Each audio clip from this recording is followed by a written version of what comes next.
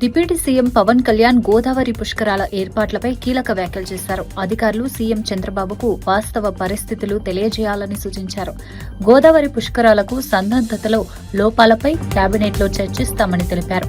హడావిడిగా పనులు చేసి తర్వాత కూలిపోయే పరిస్థితులు వస్తే ఎన్డీఏ ప్రభుత్వానికి చెడ్డ పేరు వస్తుందని హెచ్చరించారు.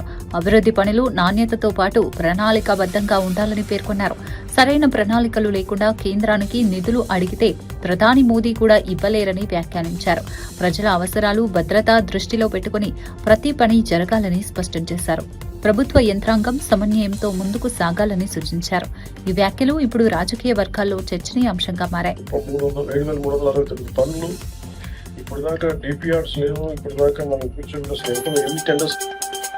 పోలవరం జిల్లాలోని గండిపోచమ్మ దేవస్థానంలో రాజమండ్రి ఎంపీ పురంధేశ్వరి ప్రత్యేక పూజలు నిర్వహించారు. ఆలయానికి చేరుకున్న ఆమెకు అర్చకులు, సిబ్బంది వేద మంత్రోచ్చరణల మధ్య ఘన స్వాగతం పలికారు. ఆలయ దర్శనం అనంతరం పవిత్ర గోదావరి నదికి పుష్పాలతో ప్రత్యేక హారతి సమర్పించారు. ఆలయ అధికారులు పురంధేశ్వరిని శాలువాతో సత్కరించి తీర్థ ప్రసాదాలు అందజేశారు.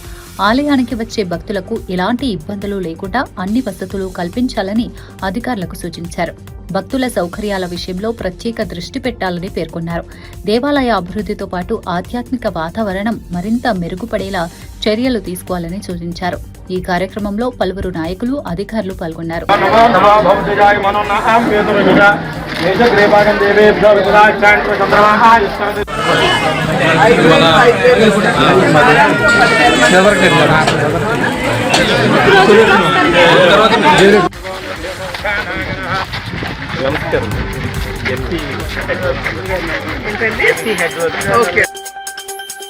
కేంద్ర మంత్రి రామ్మోహన్ నాయుడు అలిపిరి మెట్ల మార్గం ద్వారా కాలినడకన తిరుమలకు చేరుకుని శ్రీవారిని దర్శించుకున్నారు.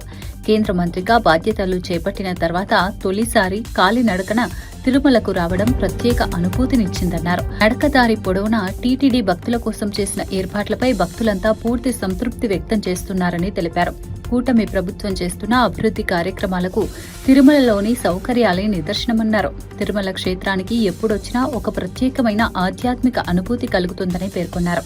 మోదీ, చంద్రబాబు, పవన్ కళ్యాణ్ నాయకత్వంలో రాష్ట్రంలో సనాతన ధర్మం, సంస్కృతి, సాంప్రదాయాల పరిరక్షణకు కృషి జరుగుతోందని చెప్పారు.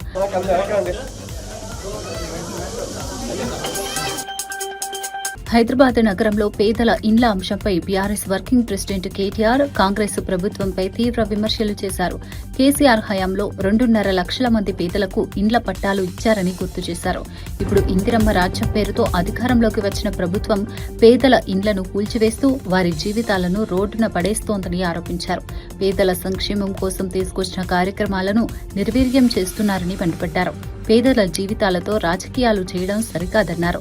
ప్రజల సమస్యలు పరిష్కరించాల్సిన ప్రభుత్వం వారిని ఇబ్బందులకు గురిచేస్తోందని ఆరోపించారు.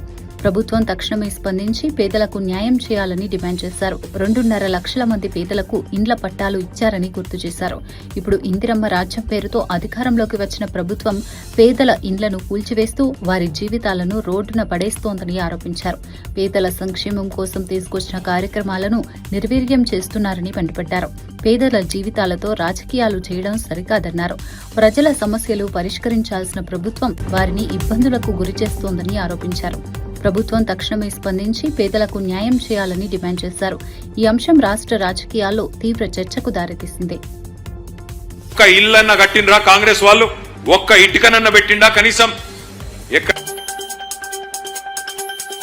ఎమ్మెల్యే కేపీ వివేకానంద కాంగ్రెస్ ప్రభుత్వంపై తీవ్ర విమర్శలు చేశారు. కాంగ్రెస్ అరాచకాలు, మోసాలు, వైఫల్యాలను ప్రతి కార్యకర్త ప్రజల్లోకి తీసుకెళ్లాలని పిలుపునిచ్చారు.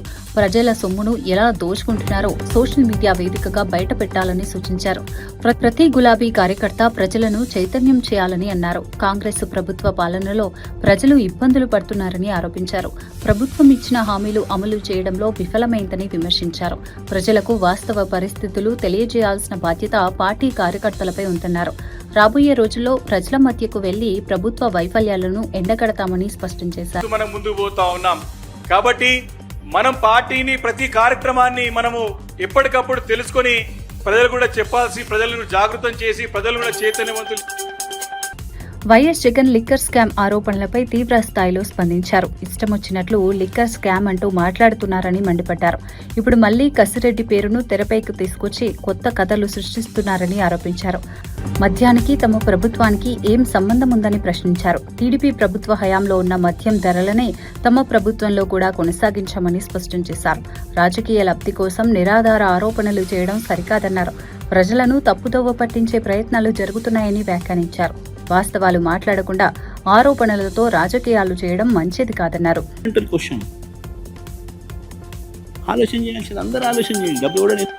వరంగల్ కలెక్టరేట్లో గ్రీవెన్స్ కార్యక్రమం సందర్భంగా ఉద్రిక్త పరిస్థితులు నెలకొన్నాయి. మాజీ ఎమ్మెల్యే నన్నపునేని నరేందర్ ఆధ్వర్యంలో తెలంగాణ ఉద్యమకారులు వినతి పత్రం ఇచ్చేందుకు కలెక్టరేట్కు వెళ్లారు. అయితే పరిమిత సంఖ్యలో మాత్రమే అనుమతి ఉంటుందని పోలీసులు అడ్డుకోవడంతో ఇరు వర్గాల మధ్య వాగ్వాదం చోటు చేసుకుంది. దీంతో అక్కడ కొంతసేపు ఉద్రిక్త వాతావరణం నెలకొంది. ఉద్యమకారులు పోలీసుల తీరుపై అభ్యంతరం వ్యక్తం చేశారు. తమ సమస్యలు వినిపించేందుకు వచ్చిన వారిని అడ్డుకోవడం సరికాదని అన్నారు. పోలీసులు పరిస్థితిని అదుపులోకి తెచ్చేందుకు యత్నించారు.